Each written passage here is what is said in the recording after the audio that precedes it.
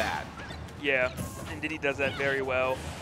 But one thing Corrin does have going for him is that the kill potential that Corrin possesses is very few characters can match the range and kill potential of Corrin. For sure. It's that X factor that Zero talks about. You know, at the end of the day, it's still a sign of a very good character, a tournament viable character. I'd agree with that. When you think about Cloud's, Ryu's, you know, Rosalina's, they all have kind of that X factor. You know, you're not quite out of it. Right. And we saw that actually just over the weekend at Glitch. Dexter went against Pink Fresh, actually almost defeated. I'm sorry, that was Promelia almost defeating Pink Fresh. Right. With Corrin. Oh, and actually I just saw something there that I do want to talk about, which was Seagull having the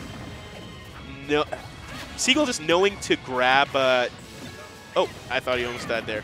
But Seagull having the knowledge to grab Dexter out of the pin, because fun fact, the first top part of Corrin's Dragon Lunge is actually a hurt box. So if your character's grab is high enough, you can grab it out of shield without being close enough to Corrin's actual body, and you can also attack it. I knew about the attack thing, not the grab thing. Good stuff, you know. I can't wait to play Dexter now. Oh my goodness, X Factor coming into play, but good DI coming in from Seagull Joe. Almost losing stock, and I may have spoken too soon, but he does make it back. Magnet Hands coming into play. But Dexter, you know, just having stage control, just really making it difficult for Seagull to recover. Good landing by Seagull as well, avoiding that pin. You know, Dexter's looking a little flustered right now. We're seeing him miss punishes that he generally gets. Like your Seagull maybe roll or might misspace something, and generally Dexter's right over it, but right now he's not. Like even right there, normally that Nair connects to an up air. Oh my goodness, speaking of up airs, he does hit one. Not enough to take the stock quite yet though. An excellent DI by Seagull. Because sometimes that up air just can catch people by surprise, and they ultimately end up going like at a 45-ish degree angle. But Seagull missing the punish as well. And you know, that could be a game winner right there. Like, Dexter having all of this rage, if he manages to come back, Seagull's going to be just thinking about, dang, if only I took that stock earlier. But it is going to be difficult right now. The banana's right there. Joe positioned so beautifully.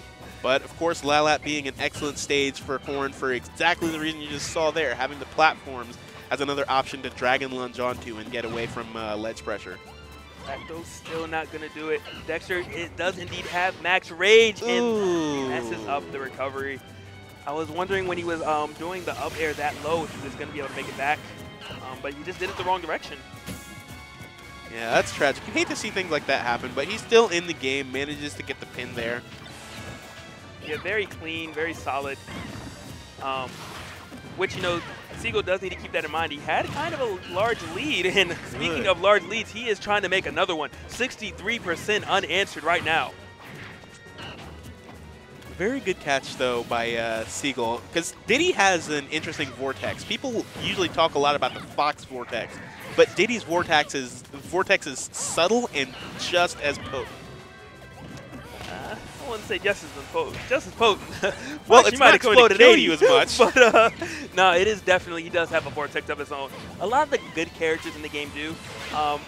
For example, Corrin has the kind of up air down tilt slash nair setup, for sure, yep. which is just so difficult to get around. All right, just eats the banana with that up air. Always nice to have tools that can get rid of the banana. And, oh, catches the trip. We're going to see if that costs him. You know, Seagull getting that banana positioning, getting stage control, it's going to be very difficult for Dexter to get by this. Opting for some reason to counter. Knowing that it is relatively safe, though. I don't know if you can actually punish that move. I have not seen it done. Yeah, once it's activated, there's very little end lag after it. So even if you hit it with like a projectile or something, Corrin can act extremely quickly, and you're not going to be punishing. But that is going to be a solid punish, and that is going to close out the first game.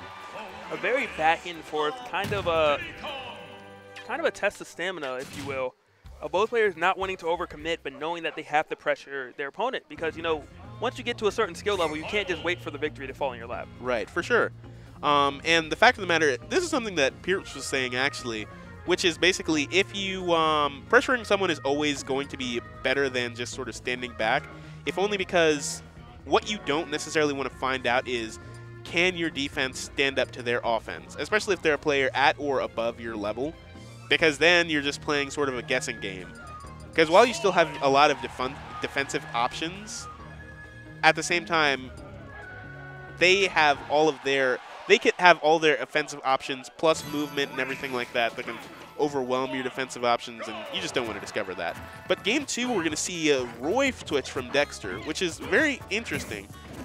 Considering I don't think that there was anything particularly wrong with his Corrin, it's just a couple of errors, serious errors, granted. Well, he does switch between the two often. I watched him most notably fight, I believe it was Poseidon with Roy, and he said that it's because his he lost essentially with Marth against someone else, which means he obviously lost to Corrin originally. Right. But he said it was just, at least in the Yoshi matchup, it allowed him to maneuver around the hitboxes better. Oh, that's fair enough. And Roy being very quick, you know, having quick attacks, quick speed, maybe that's what he wants to come into play. And Roy does still have that potent kill power. And right now it is paying off. Last game, you know, he was always in it, but he didn't really have a commanding lead. Right now we're seeing him up by over 40%. Yeah. What I want to see is how he manages to get this first kill, though. Seeing that Roy, while he does have some interesting confirms, the Nair confirms aren't going to be, the Nair 1 confirms aren't going to be as safe, and the jab confirm isn't true. So I'm interested in seeing how he manages to get this kill from Diddy safely. It's a good question. I would love to see him actually answer a forward air with an up B, use some of that super armor. Oh, for sure. But, I mean, it's a good question. How will he get it? He does have the tools. If he reads the hitbox coming out from Seagull Joe, can just up B it. But is he going to have the forethought to do it is a whole nother discussion. Seagull Joe, you know, throwing Roy off stage. And let's not forget, Roy is generally known to have a poor recovery. Diddy can't really exploit that like several other characters. All right. Catches him shielding a couple of times, gets a bit extra damage. Just going to go back to the ledge. Beautiful. Which is a smart decision. That was such a great recovery. Grabbed the banana in the process, evaded everything except for the neutral game of Seagull Joe 15 seconds later. Gets that back air very clean. Excellent catching Diddy in the air there, but then Seagull makes a very... Oh! Seagull is bold.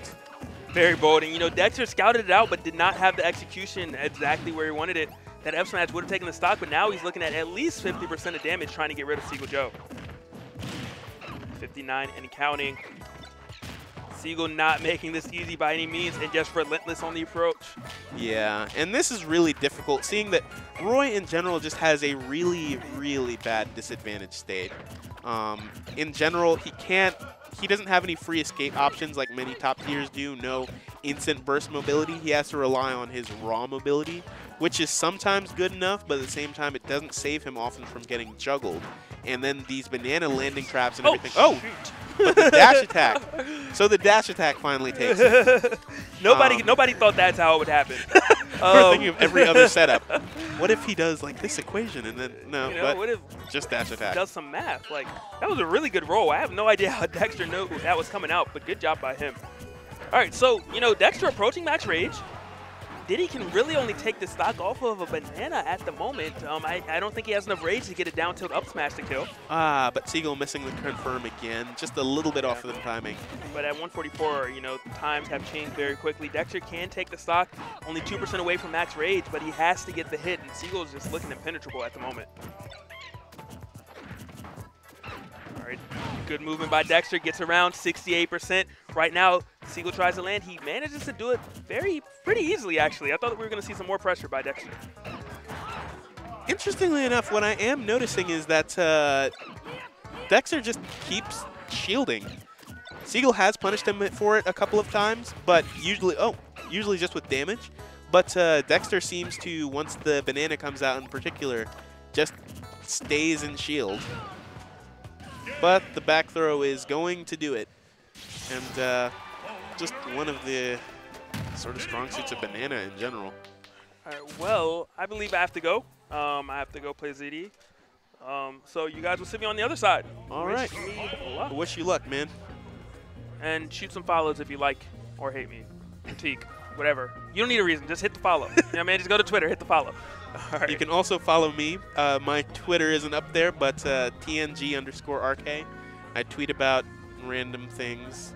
some things related to marketing in Smash, because it's sort of what I do as a side project, and other things just related to me playing. So yeah.